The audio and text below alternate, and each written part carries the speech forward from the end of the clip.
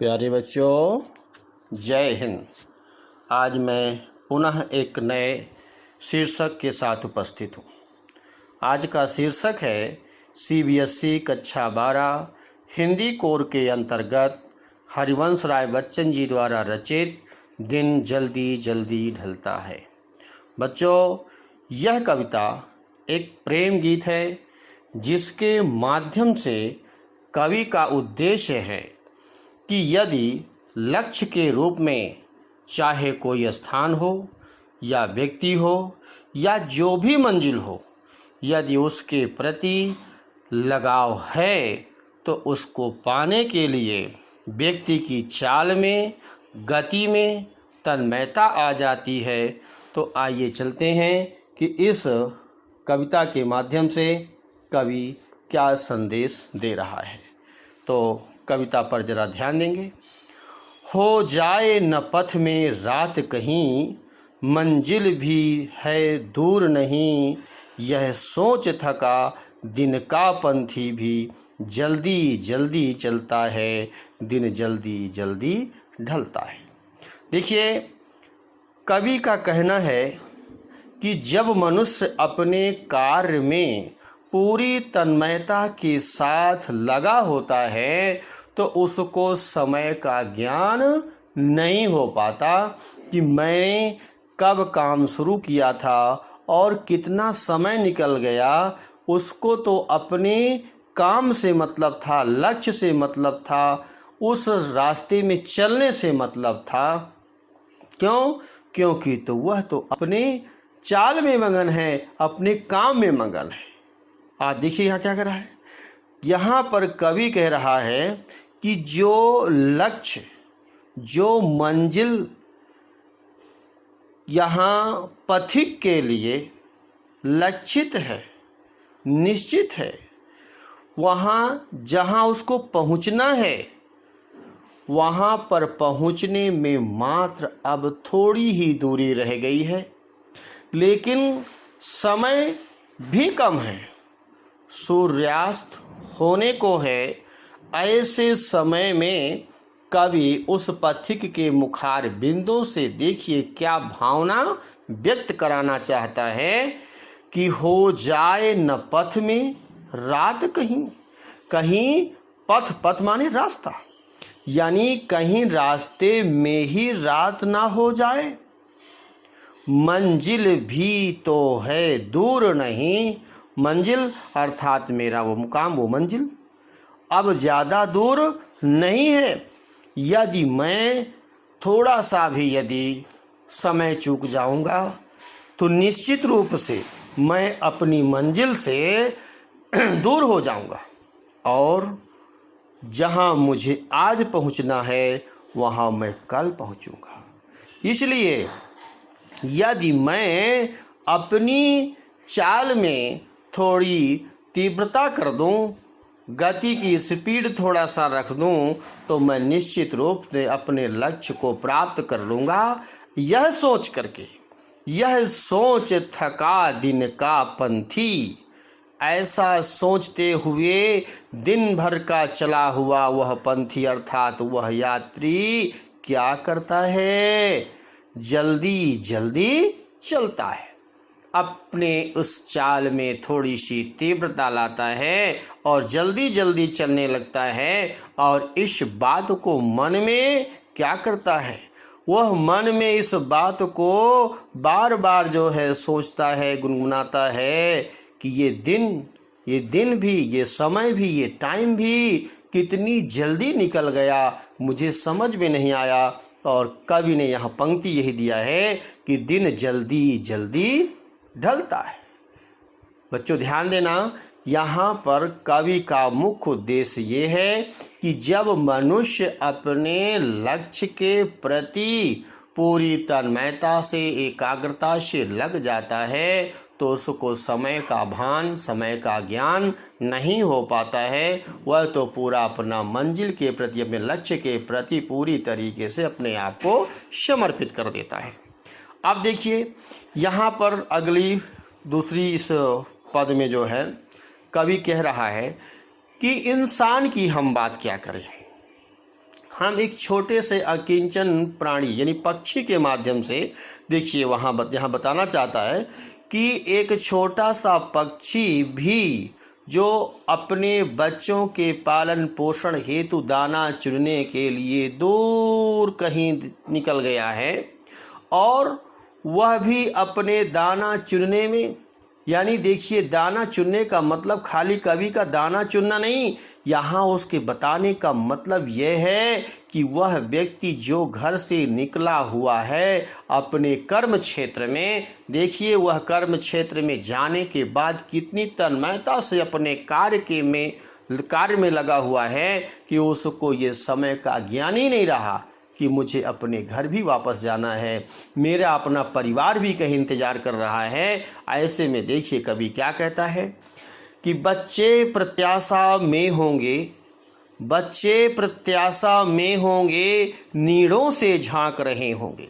बच्चे, चिड़िया, यानी चिड़िया कह रही है कि जो मेरे बच्चे हैं वो मेरी आशा में होंगे, मेरी आशा में होंगे, मेरा इंतज़ार कर रहे होंगे, और मेरे इंतज़ार में, मेरी आशा में, मेरा राह तकते हुए क्या कर रहे हैं, नीड़ों से झांक रहे होंगे। नीड़ों से अर्थात घोंसलों से, वो घोंसलों से झांक रहे होंगे, मेरा इंतज़ार कर रहे होंगे, और यहाँ पर मुझे दाना चुनने में बड़ा विलंब हो गया। यदि कहीं सूर्यास्त हो जाएगा, अंधेरा हो जाएगा, तो मुझे यहीं कहीं वृक्षों की डालियों में अपना रात भर का बसेरा करना पड़ेगा, और मैं अपने उन बच्चों से दूर एक रात के लिए हो जाऊँ। इतना सोच करके कि सूर्यास्त न होने पाए, समय पर मैं अपने बच्चों के पास तक पहुँचूँ, इतना ध्यान जैसे ही उस चिड़िया के मन में आता है, तो देखिए चिड़िया के अपने उस बच्चों के प्रति जो लगाव है, जहाँ उसकी मंजिल है, जहाँ उसका मुकाम है, जहाँ उसका अपना परिवार है, जिनसे उसका अपना लगाव है, देखिए वहाँ तक पहुँचने के लिए चिड़िया कितनी तीव्रता से उड़ती है। कवि ने यहाँ पंक्ति में कितना सुंदर वर्णन किया है, यह ध्यान परों में चिड़िया की, यानी जब चिड़िया को यह ध्यान आ जाता है कि मेरे बच्चे मेरा इंतज़ार कर रहे होंगे, इतना ध्यान करने पर चिड़िया के परों में अर्थात पंखों में, किसके, चिड़िया के, यानी चिड़िया के परों में, पंखों में क्या आ जाती है, चंचलता आ जाती है, अर्थात उसके पंख बड़ी तीव्रता से फड़फड़ाने लगते हैं, और वह बड़ी स्पीड से, बड़ी तीव्र गति से वह अपने उस घोंसले की ओर उड़ता हुआ चला जाता है, और सोच रहा है कि ये दिन भी कार्य की इस तन्मयता में समय का पता नहीं चला कि ये दिन कितनी जल्दी ढल गया। और कवि यहाँ फिर कहता है कि दिन जल्दी जल्दी ढलता है, ये समय का ज्ञान नहीं रह जाता है, और ये समय कितनी जल्दी निकल गया। यदि मनुष्य अपने काम में पूरी तन्मयता से यदि लगा हो तो उसको समय का ज्ञान नहीं हो पाता है, कब सुबह हुई, कब दोपहर हुई और कब शाम हो गई। आइए अब देखिए यहाँ पर अंतिम पद में कवि ने कितना सुंदर भाव कहा कि जिसके जीवन में अपना लक्ष्य है, जिसके जीवन में अपना कोई प्रेमी है, यानी मनुष्य का यदि एक बार के काम, एक निश्चित लक्ष्य मुकाम तक पहुंचने का यदि उसने मन बना रखा है, तो यदि वह घर से निकलता है तो सीधे अपने लक्ष्य तक पहुंचता है, एक निश्चित गति से जाता है। लेकिन ऐसे अकर्मण्य जिनका संसार में कोई लक्ष्य नहीं, कोई अपना नहीं, कोई अपना रिलेशन नहीं, कोई रिश्तेदार नहीं, कोई घर नहीं, कोई परिवार नहीं, कोई कार्य नहीं, कोई क्षेत्र नहीं, ऐसे अकर्मण्य लोग, ऐसे प्रेमहीन लोग क्या करते हैं, कहीं भी निकलते हैं, कहीं खड़े हो जाते हैं, किधर ही मुड़ जाते हैं, और ऐसे लोग क्या करते हैं, समाज के उन लोगों का भी रास्ता बंद कर देते हैं, उन लोगों के रास्ते में व्यवधान उत्पन्न करते हैं जिनको समय से अपने लक्ष्य तक पहुंचना है। आइए कवि देखिए क्या कहता है कि मुझसे मिलने को कौन विकल, कवि कह रहा है मुझसे मिलने को कौन व्याकुल है। किससे? मुझसे मिलने को, यानी मुझसे मिलने को कौन व्याकुल है, अर्थात कोई व्याकुल नहीं है, कोई विकल नहीं, कोई परेशान नहीं है, कोई मेरा इंतजार करने वाला नहीं है। तो जब इस संसार में मुझसे मिलने वाला कोई नहीं, कोई मुझसे मिलने के लिए व्याकुल नहीं है, तो मैं हूँ किसके हित चंचल। तो मैं किसके लिए चंचल हूँ, मैं किसके लिए अपनी गति में तेजी लाऊं, मेरा तो इस संसार में कोई है ही नहीं। इस प्रकार के प्रश्न जब मानव के मन मस्तिष्क में आ जाते हैं तो मानव के मन मस्तिष्क में क्या होता है? ऐसे प्रश्न के आने से उसका शरीर, उसकी चाल, उसकी गति, उसकी सारी दैनिक क्रियाएं अत्यंत शिथिल पड़ जाती हैं, कमज़ोर पड़ जाती हैं।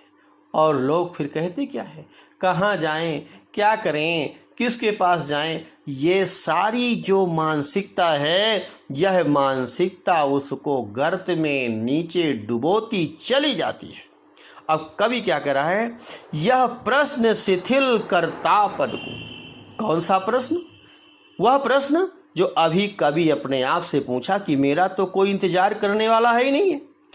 कौन मेरा इंतजार कर रहा है? कोई मेरा इंतजार करने वाला नहीं है। तो यही प्रश्न कवि के पद अर्थात पैर को, यानी उसकी गति को, चाल को, यानी पैरों की गति को शिथिल कर देता है, ढीला कर देता है, कमज़ोर कर देता है। और होता क्या है, भरता उर में विह्वलता है। भरता उर माने हृदय, यानी उसके हृदय में विह्वलता, व्याकुलता, आतुरता व्याप्त हो जाती है, विद्यमान हो जाती है। और वह सोचता है कि दिन तो ढलता ही है, यदि सूर्य का उदय हुआ है तो सूर्यास्त तो होना ही है, दिन तो आज भी है, कल भी होगा, लेकिन मेरी गति में तो शिथिलता बनी हुई है, क्योंकि मेरा अपना कोई लक्ष्य नहीं है, मुझसे मिलने वाला कोई नहीं है। इसलिए यहाँ पर कवि का उद्देश्य यही है कि मानव समाज का वह प्राणी जिसने अपने जीवन में एक श्रेष्ठ लक्ष्य निश्चित कर लिया है, वह मनुष्य अपने लक्ष्य को प्राप्त करने में जो निरंतर रात दिन लगा रहता है, उसको अपनी मंजिल अवश्य प्राप्त होती है। वह बार बार समय नहीं देखता है। बच्चों, यहाँ पर मैं एक संदेश अपनी ओर से आपको दूंगा कि जिस बच्चे ने अपने बोर्ड के एग्ज़ाम में, परीक्षा में 90+ का लक्ष्य निश्चित कर लिया है, उसके लिए ना अगस्त, ना सितंबर, ना अक्टूबर, ना नवंबर महीनों का कोई मतलब नहीं है। वह तो एकाएक अपने लक्ष्य पर निशाना ताकता है और निरंतर अपनी तैयारी में लगा रहता है। दिन जल्दी जल्दी ढलता है, सूर्योदय होता है, सूर्यास्त होता है, समय का पता नहीं चलता कि कब आपका प्री बोर्ड आ गया, कब आपके जो है बोर्ड के प्रैक्टिकल आ गए और पता चला कि सामने अब आपका बोर्ड एग्ज़ाम है। इसलिए मैं यही कहूँगा कि छात्रों को निरंतर अपना लक्ष्य निश्चित करने के बाद अपने लक्ष्य की ओर निरंतर चलते रहना चाहिए। बच्चों, इसी शब्द के साथ मेरा ये आज का टॉपिक यहीं समाप्त होता है। मैं अगले एक नए वीडियो के साथ आपके सामने पुनः उपस्थित होऊंगा। तब तक के लिए जय हिंद, जय भारत।